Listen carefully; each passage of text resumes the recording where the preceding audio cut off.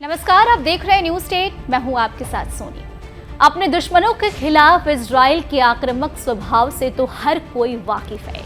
2 महीने पहले ईरान की राजधानी तेहरान में घुसकर इजराइल की खुफिया एजेंसी मोसाद हमास के बड़े नेता इस्माइल हानिया को मौत के घाट उतारने में सफल रही। इस घटना के बाद तेहरान ने बदला लेने की कसम तो खाई है, लेकिन अमेरिका द्वारा इस क्षेत्र में अपने युद्ध पोत से लेकर आधुनिक मिसाइल सिस्टम को तैनात करने के बाद ईरान अब बैकफुट पर नजर आया। इस घटना के बाद 2 महीने बाद उस रूस के राष्ट्रपति व्लादिमीर पुतिन ने कथित तौर पर इजराइल के साथ बड़ा खेल कर दिया। महज 2 दिन पहले ही ईरान के सुप्रीम लीडर से मिलने के लिए पुतिन अपना खास दूत भेजा था। अगले ही दिन ईरान ने नई ऊर्जा के साथ इजराइल में यह एयर स्ट्राइक कर दी।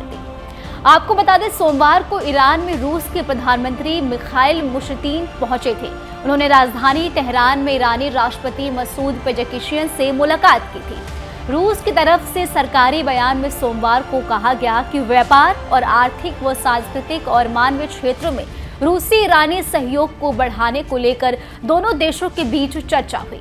हालांकि असल में रूसी पीएम पुतिन को संदेश लेकर ईरान के पास पहुंचे थे।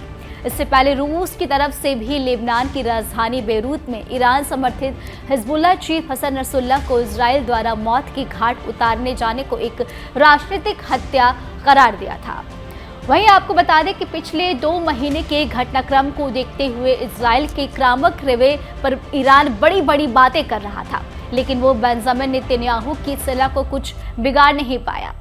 हमास का नामो निशान मिटाने की कसम खाए बैठे इजराइल के हौसले इस कदर बुलंद हो चुके थे कि उसने लेबनान में हिजबुल्लाह के खिलाफ भी मोर्चा खोल दिया। इजराइल ने न सिर्फ हिजबुल्लाह चीफ हसन नसरुल्लाह को मौत के घाट उतारने में सफल रहा, बल्कि उसने अपनी उत्तरी सीमा पर स्थित इस पड़ोसी देश में ग्राउंड ऑपरेशन भी शुरू कर दिया। ऐसे में माना जा रहा है कि व्लादिमीर पुतिन ने अपने दूत के रूप में रूस के प्रधानमंत्री मिखाइल मुशतीन को तेहरान भेजा। इसके बाद ईरान में नई ऊर्जा आई और उसने इजराइल के खिलाफ अब तक का सबसे घातक हमला कर दिया। तो वहीं ईरान ने करीब 200 हाइपरसोनिक और बैलिस्टिक मिसाइलों से इजराइल पर मंगलवार रात को हमला किया था और इस हमले के बाद इजराइल बदले की आग में जल रहा है। उसने ईरान को खुली चेतावनी देते हुए युद्ध का ऐलान कर दिया। प्रधानमंत्री बेंजामिन नेतन्याहू ने हमले के ठीक 1 दिन बाद कह दिया था कि ईरान ने बहुत बड़ी गलती कर दी है, उसको इसकी कीमत तो चुकानी ही पड़ेगी। पीएम ने यह भी साफ कह दिया था कि हिजबुल्लाह पर अब तक हमला करता रहेगा जब तक कि लेबनान सीमा के पास घरों से विस्थापित नागरिकों के लिए वापस लौटना सुरक्षित नहीं हो जाता। तनाव के बीच इजराइल ने सीरिया पर हमला कर दिया। इजराइल ने ईरान को हमले का बदला लेना शुरू कर दिया है। उसने सीरिया और लेबनान में एक बार फिर हमला किया और लेबनान की राजधानी बेरूत में इजराइल ने एयर स्ट्राइक किया। इस हमले में 40 से ज्यादा लोगों की मौत की खबर सामने आ रही है, जबकि कम से कम 85 लोग घायल बताए जा रहे हैं।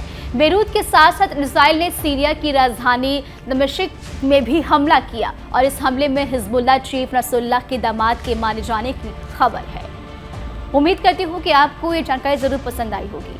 आपको हमारा वीडियो कैसा लगा हमें कमेंट करके आप जरूर बताएं और हमारे चैनल को सब्सक्राइब करना बिल्कुल ना भूलें। न्यूज नेशन अब व्हाट्सएप पर खबरों की ताजा अपडेट के लिए न्यूज नेशन के इस QR कोड को स्कैन करें।